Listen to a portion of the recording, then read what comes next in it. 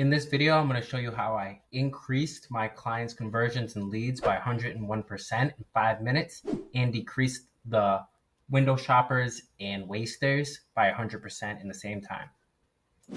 Okay, so I'm going to show you how I changed the settings in my Google Ads backend to help this client help optimize for actual leads and conversions and not just for page viewers.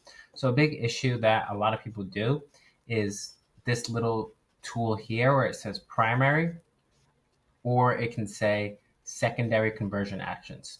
So this might not seem like a big deal, but it really is, because when you click to edit goals, when you're trying to optimize your store here, you can see that, well, we'll do it for this one.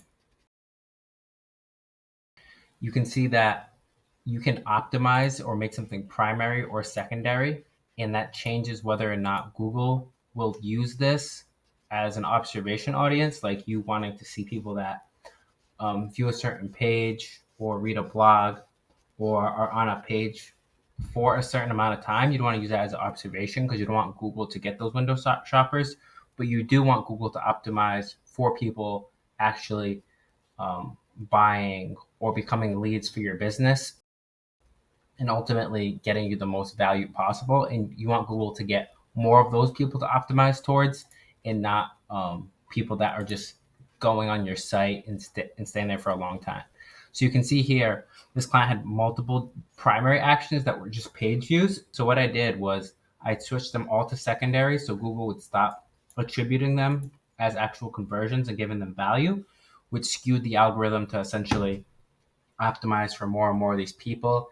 And it's just basically like false hits. And in doing that, that's how I shifted the conversions from I believe increased by 101% and decreased the page view conversions completely. So we can only spend and optimize on the actual leads coming towards the business. All right, to show you guys a little bit more of the account here, you can see the different conversion actions for each campaign sorted by spend compared to the previous week. You can see these all page views dropped by 100%.